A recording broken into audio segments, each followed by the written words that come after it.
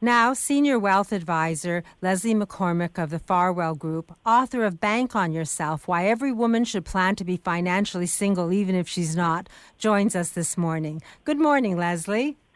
Good morning, Marilyn. So, what is our topic today?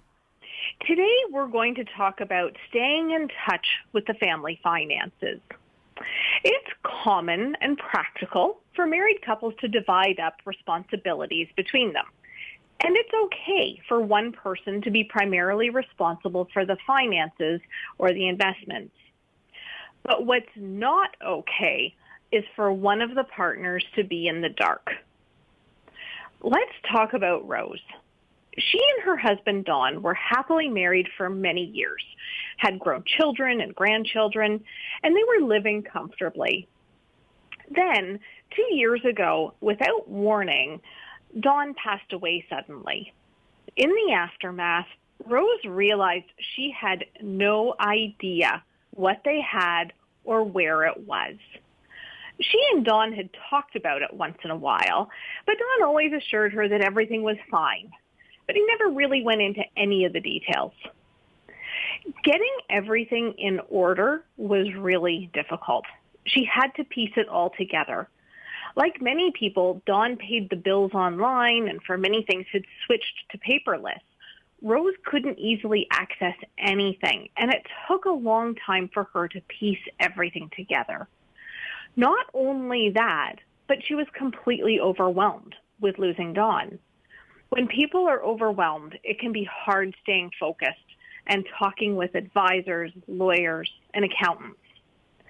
One of the most important things that couples can do to make sure their spouse will be okay if one of them outlives the other is for both spouses to know where their household stands financially.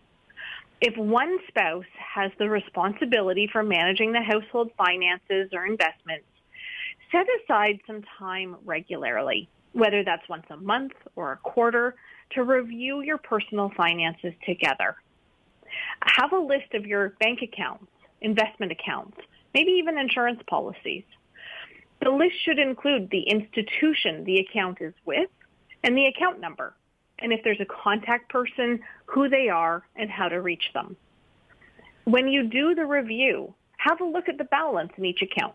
Maybe compare to the balance from the previous review and get a sense of the direction things are moving in. It only takes a few minutes, but those few minutes on a regular basis can make a tremendous difference. In the end, Rose was fine, but she suffered a lot more anxiety than she should have. And I honestly believe if Dawn could have foreseen what Rose would have been going through because she didn't really know about the household finances, he would have done things differently too.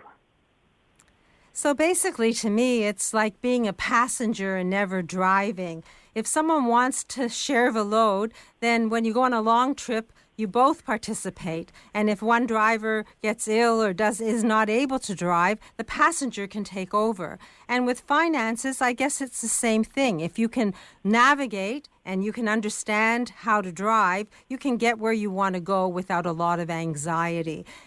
Leslie, thanks for pointing that out. Now, if someone wants to talk to you about sharing responsibilities of finances and learning how to list what has to be done and basically understand so that a couple can be comfortable even if one passes, how do we reach you? You can give us a call at 416-863-7501. So if you're a passenger and you don't know how to drive, you can get a financial license of some sort when you speak to the Farwell Group, Leslie McCormick and Darren Farwell and their team. The phone number, 416-863-7501. Don't stay in the dark. Turn on the light. Get educated and informed, and then you're ready to handle anything. Thank you, Leslie. That was great advice, and I plan to take it. You're welcome, Marilyn.